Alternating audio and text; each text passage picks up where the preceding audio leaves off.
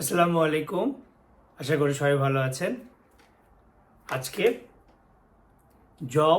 জবের প্রিপারেশন কিভাবে অ্যাপ্লাই পুরো ফ্রেমওয়ার্কটা নিয়ে কথা বলবো। শুরুতেই কোন জায়গাগুলোতে ফোকাস করতে হবে সেই ব্যাপারগুলো। ফার্স্ট অ্যান্ড ফরমোস্ট ইম্পর্ট্যান্ট যেখানে আমাদের সবাইকে ফোকাস করতে হবে সেটা হচ্ছে স্কিল ডেভেলপমেন্ট। স্কিল ডেভেলপমেন্টের দুটো পার্ট, একটা হচ্ছে টেকনিক্যাল স্কিল অথবা রেলিভেন্ট স্কিল, আরেকটা হচ্ছে সফট অথবা হিউম্যান স্কিল। এরপরে আমাদেরকে ফোকাস করতে হবে এক্সপিরিয়েন্স। যেহেতু জব যেমন হায়ার স্টাডি কিংবা উচ্চশিক্ষা অথবা স্কলারশিপ, এখানে ফোকাস করতে হয় ইংলিশ প্রফিসিয়েন্সির ওপরে। আর জবের ক্ষেত্রে সেটা বাংলাদেশে এবং দেশের বাইরে সব জায়গাতেই স্কিল এক্সপিরিয়েন্স এই দুই জায়গাতে ফোকাস করতে হবে। এরপরে নেটওয়ার্কিং। আমরা কাকে চিনি, তার চেয়ে বেশি ইম্পর্টেন্ট কে আমাকে চেনে। কারণ অনেক জব আছে, অনেক জবগুলো যেটা রিকমেন্ডেশন দরকার হবে, এখানকার ভিতরের ইনফরমেশনগুলো দরকার হবে এবং প্রসেস জানার জন্য নেটওয়ার্কিংটা খুবই ইম্পর্টেন্ট। অনেক সময় অনেক সার্কুলার হয়েছে, আপনার কাছে ইনফরমেশন নাই। সো আপনার যদি ওখানে পরিচিত কেউ থাকে, সে যদি আপনাকে বলে দেয় একটা। আরেকটা হচ্ছে যে অনেক সময় শর্ট লিস্টেড হওয়ার ক্ষেত্রে একটা ইনফ্লুয়েন্স কাজ করে। এটা কোনো প্রকার কোঠা কিংবা এ ধরনের ব্যাপারগুলো না, এটা হচ্ছে যে রিলেশন।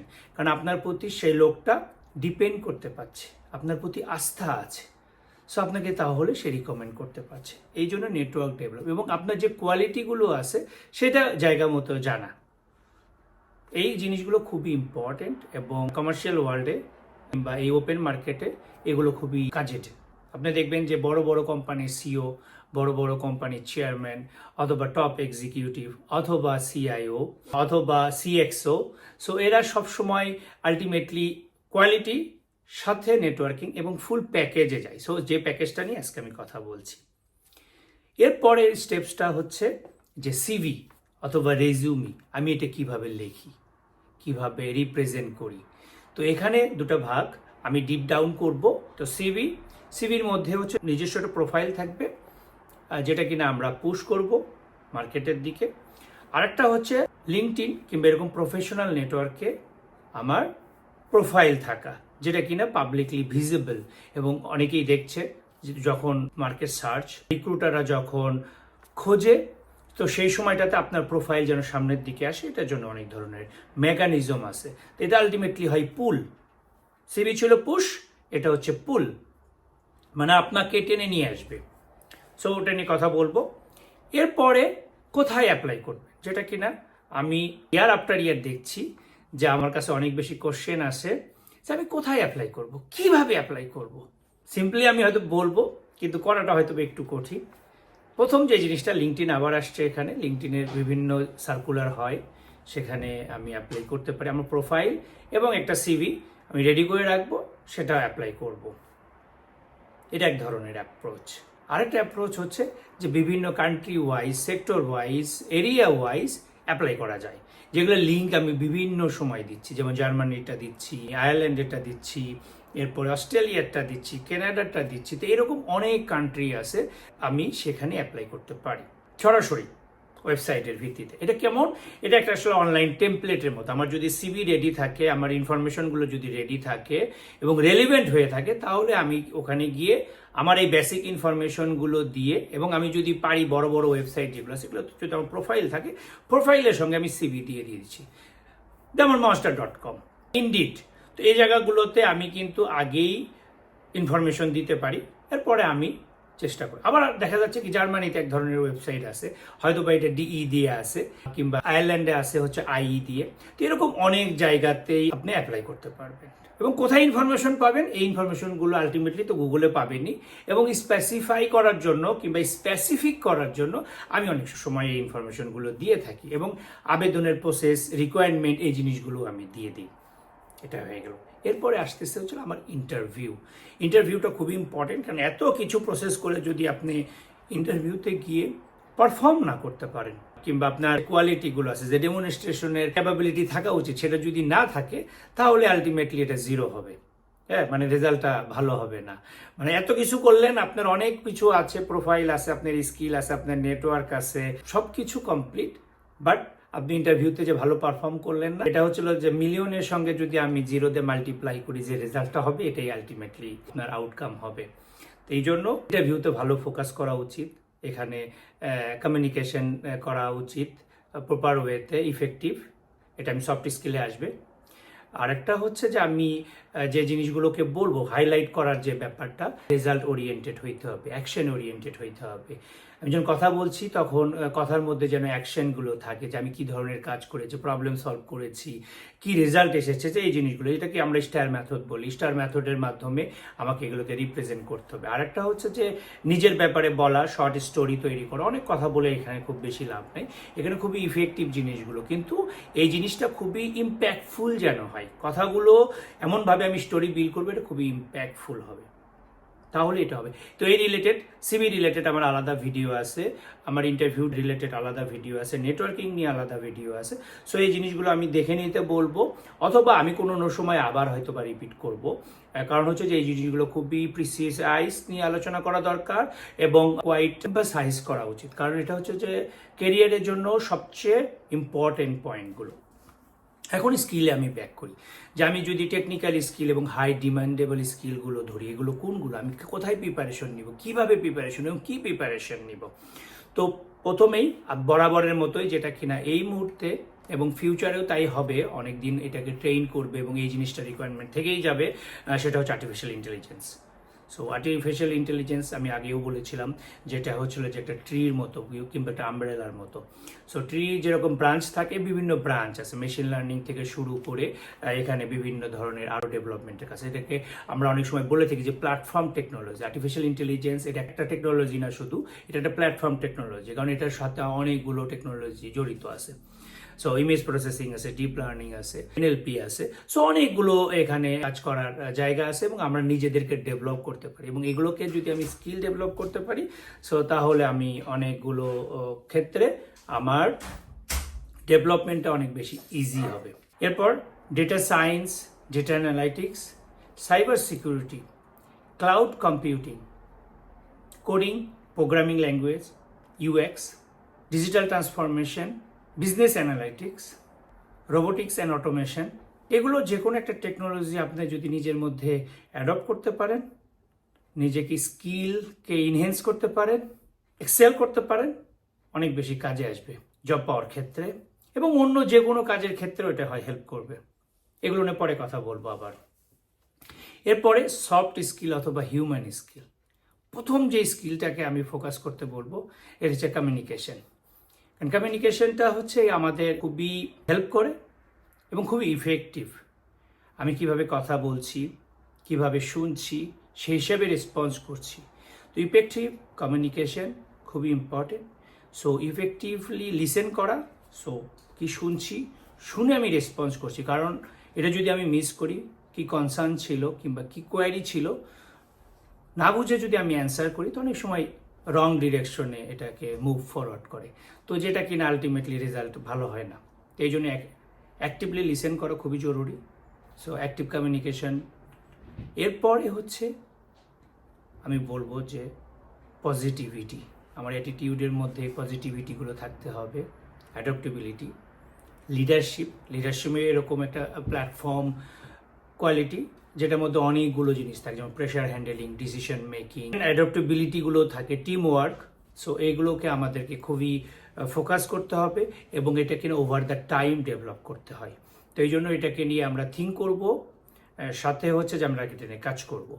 আর একটা হচ্ছে যে ইমোশনাল ইন্টেলিজেন্স, এটা নিয়ে খুব বেশি আলোচনা হয় না, বাট এটা নিয়ে আসলে আলোচনা হওয়া উচিত, এবং সেই হিসাবে জন্যর ব্যাপারে ইম্প্যাথি, সিম্প্যাথি, হ্যাঁ।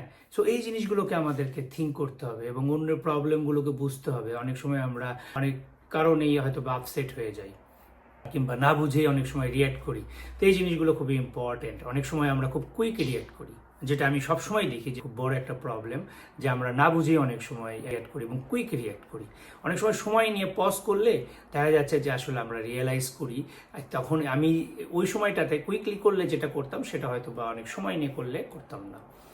তো এই জন্য আপনাদেরকে এই জায়গাতে ফোকাস করতে হবে, খুবই খুবই ফোকাস করতে হবে।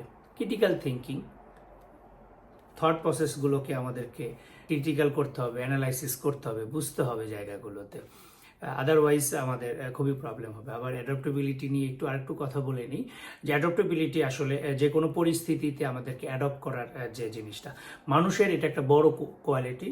সৃষ্টিকর্তা আল্লাহ আমাদেরকে ওই কোয়ালিটি দিয়ে আসলে পৃথিবীতে পাঠিয়েছেন, এই জন্যই মানুষ শ্রেষ্ঠ। তার মধ্যে কয়েকটার মধ্যে এটা আমি একটা মনে করি যে এটা একটা বড় কোয়ালিটি যেটা আল্লাহ আমাদেরকে দিয়েছেন, সৃষ্টিকর্তা আমাদেরকে দিয়েছেন, যে আমাদের এই কোয়ালিটির কারণে আমরা যে কোনো পরিস্থিতিতে, মানুষ যে কোনো পরিস্থিতিতে অ্যাডপ্ট করতে পারে। সো এই যে অ্যাডাপ্টেবিলিটি অ্যাটিটিউড, এটা আমাদের খুবই দরকার, কারণ বিভিন্ন সময় বিভিন্ন পরিস্থিতি আসবে, এখানে যদি আমরা অ্যাডাপ্ট করতে না পারি সো তাহলে আমরা পিছিয়ে পড়ে যাব।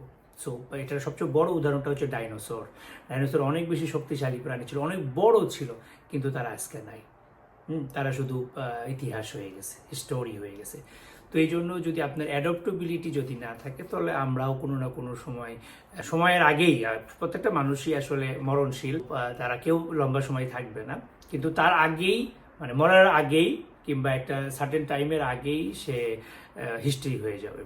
সো এই জন্য আমাদের এই ব্যাপারগুলোকে খুবই কনসেন্ট্রেট করতে হবে এবং এই জায়গাগুলোতে কাজ করতে হবে, এবং খুবই ফ্রেমওয়ার্কের মতো। আমি একদিনে হুট করে একটা জায়গায় অ্যাপ্লাই করে ফেললাম, আমার কোয়ালিটি নাই, এই নাই, সেই নাই, যেটা আমাদের অনেকের মধ্যে হয়, এটা আমি দেখেছি আগে থেকে। তো এই জিনিসগুলো না করে আমরা খুবই ফ্রেমওয়ার্ক, আমার রেডিনেসটা আগে ইম্পর্টেন্ট, আমি রেডি কিনা ওই জায়গাতে অ্যাপ্লাই করার জন্য। আমি একটা সার্কুলার দিলাম, তো দেখলেন যে ভাইয়া তো আসলে সার্কুলার দিয়েছে, কিংবা অমুক একটা সার্কুলার দিয়েছে, আমি তাহলে তাড়াতাড়ি এখনই অ্যাপ্লাই করে দিই, বাট আমার রেডিনেসটা হয় নাই। তো এই জন্য রেডি হয়ে থাকি, এরপরে একদিনে 100টা জায়গাতেও অ্যাপ্লাই করা সম্ভব, ইটস পসিবল। সো নেটওয়ার্কিং কিভাবে করবেন?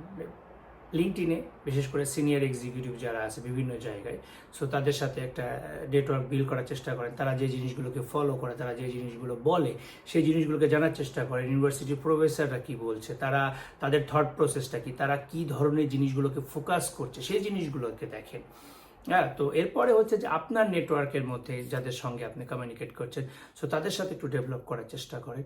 সো এইগুলোকে যখন আপনি একসঙ্গে করে আপনি নেটওয়ার্কিং অ্যাপ্রোচ করবেন, তখন দেখবেন যে আপনাকে অনেকেই চেনে। আমি অনেকের চিনি। সো এই জিনিসটা হচ্ছে যে তাদের ওই জায়গাতে, তাদের হয়তো বা ওই হাই স্কিল নাই, কিংবা তারা অন্য জায়গাতে অনেক গ্যাপ আছে, কিন্তু তারা নেটওয়ার্কিংয়ে খুবই ভালো এবং তারা খুবই সাকসেসফুল হয়। পরবর্তীতে তারা স্কিল, এগুলো যে জিনিসগুলোকে ডেভেলপ করে। কারণ আপনার যে কোয়ালিটি আছে এটা যদি মানুষ না জানে, সো তাহলে, কিংবা যাদের জানা উচিত তারা যদি না জানে, সো তাহলে খুব বেশি কাজ হবে না। আর সিভির ক্ষেত্রে আমি বলবো যে এটা অ্যাকশন ওরিয়েন্টেড হইতে হবে, কারণ আপনার অ্যাকশন এটা সবসময় এটা লাউডলি বলে আপনার কাজের কথার চেয়ে, মানে কাজ সবসময় কথার চেয়ে বেশি লাউডলি কথা বলে কিংবা সাউন্ড করে। সো আপনি যতই কথা বলেন না কেন, আপনার যদি অ্যাকশনের রেজাল্ট যদি এটা না থাকে, এটা কিন্তু কাজে আসবে না। এই জন্য কথা বলার সঙ্গে সঙ্গে আমরা কাজ করার চেষ্টা করব। সো এবং এটা কিনা সিভিতে রিপ্রেজেন্টেটিভ হইতে হবে এবং করতে হবে।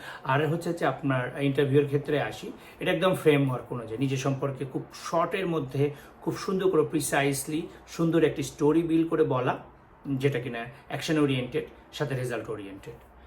এরপরে হচ্ছে যে আপনার যে জিনিসটাকে আরেকটা ফোকাস করা উচিত, সেটা হচ্ছে যে আপনাকে কিভাবে ডেমনস্ট্রেশন, পুরো প্রসেসটাকে, সেই কমিউনিকেশনের ধরনটা কি ধরনের হবে। এবং কমিউনিকেশনে এই জায়গাতে আমি আবার একটু বলে রাখি যে আপনাদের কমিউনিকেশনের ক্ষেত্রে কার সঙ্গে কথা বলছেন, কি টপিকে কথা বলছেন, এই জিনিসগুলোকে করবেন। এবং অডিয়েন্সটাকে, কার সঙ্গে কথা বলছেন, অডিয়েন্স অনেক সময় হবে না, যেমন ইন্টারভিউ দিতে যাচ্ছেন এটা 1-to-1 হবে, কিংবা একটা বোর্ডের সাথে আপনার হবে। সো সেখানে আপনার তারা কি বুঝতে চাচ্ছে, তাদের কি, তো এই জন্য অ্যানালাইসিস করা দরকার, প্রিপারেশনটা অনেক বেশি দরকার।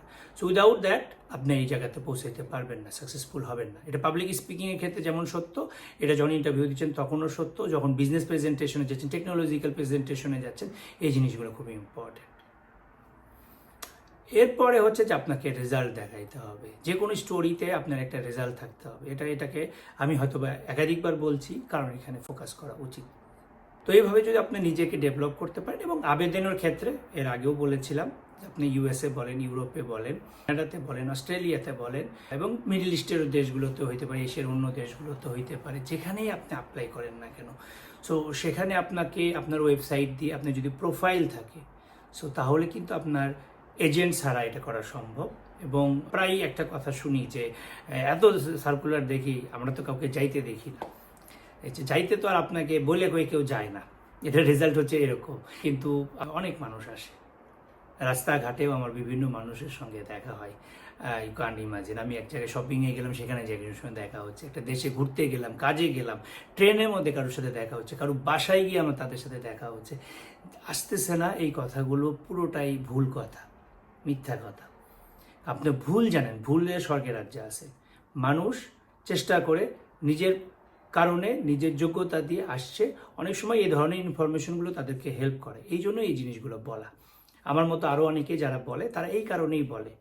কারণ হচ্ছে যে আমি নিজে, সাথে আমার পরিচিত অনেক মানুষ আছে, শত শত মানুষ আছে, হাজার হাজার মানুষ আছে, যারা কিনা নিজেদের যোগ্যতা দিয়ে, নিজেদের নেটওয়ার্ক দিয়ে তারা এখানে আসছে। না কখনো তারা এজেন্টের কাছে গেছে, মিনস তারা 1 টাকা খরচ করেছে এটার জন্য থার্ড পার্টির সাথে, না কখনো অন্য কারো কাছ থেকে ফাইন্যান্সিয়াল মানে একটা গিভ অ্যান্ড টেকের মাধ্যমে তারা আসছে, এরকম না। এখানে শুধুমাত্র নিজের অ্যাপ্রোচ এবং নিজের সব কিছু কোয়ালিটি দিয়ে আসছে। সো ইউরোপ জুড়ে সব দেশে আমি কম বেশি মানুষ পাই যারা প্রফেশনাল জব করছে এবং যারা কিনা নিজেরা আসছে।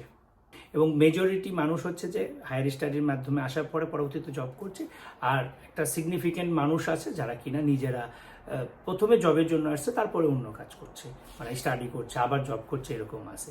সো ওই ক্যাটাগরিতে আলটিমেটলি আমি পড়ি। এরকম আমার মতো আরও মানুষ আছে। সো এই জায়গাতে ভীত সন্ত্রস্ত হওয়ার কোনো ব্যাপার নাই, স্ক্যাপটিক্যাল হওয়ার কোনো জায়গা নাই। আপনারা খুব ইজি ওয়েতে যদি এই প্রসেস অনুসারে ফলো করেন, এটাই সাকসেস মন্ত্র। এটা আমি যাদেরকে দেখেছি, যারাই সাকসেসফুল হয়েছে, তারা এইভাবে এসেছে, এবং সাকসেসফুলি তারা এই জায়গাগুলোতে করছে, এবং অনেকেই খুবই ভালো জায়গাতে আছে, খুবই টপ র্যাঙ্কের জায়গাতে আছে, এবং খুবই সম্মানের সাথে। কারণ ডিগনিটি এখানে টাকা দিয়ে হয়তো বা এই জিনিসগুলোকে পরিমাপ করা যাবে না, কারণ এখানে সোশ্যাল গ্যাপটা খুব বেশি নাই। বিশেষ করে আমি ইউরোপেরটা বলতে পারি যে এখানে সোশ্যাল গ্যাপটা খুবই কম। যে একজন মানুষ যে আর্নও করে না, তার যে, এবং যে কিনা একেবারে টপ এক্সিকিউটিভ লেভেলে, তাদের দুইজনের আর্নিংয়ের ডিফারেন্স অনেক বেশি না, যেটা আমাদের দেশে কিংবা এশিয়ান কান্ট্রিগুলোতে অনেক দেশে আছে, যেটা কিনা ইউরোপে কিংবা অনেক উন্নত দেশগুলোতে, ওয়েস্টের অনেকগুলো দেশেই এই জিনিসগুলো নাই। এখানে সোশ্যাল গ্যাপগুলো অনেক কম, খুবই ন্যারো এই জায়গাগুলোতে। তো এই জন্য টাকা দিয়ে না, এখানে ডিগনিটিটা ফ্যাক্টর। আপনি যে জব করছেন এটার জন্য আপনি প্রপার রেসপেক্ট পাচ্ছেন না, এর মতো না হওয়ার কারণে অনেক সময় মনে করি যে আমরা ডিসক্রিমিনেশনের ক্ষেত্রে বৈষম্য, ওটার মধ্যে আমরা ফেস করছি কিনা, না এরকম ফেস হয় না, বিধায় আমরা এত জোর গলায় কিংবা এত লাউডলি কথা বলতে পারি, কাজের ক্ষেত্রে, সোসাইটির ক্ষেত্রে, সব ক্ষেত্রে।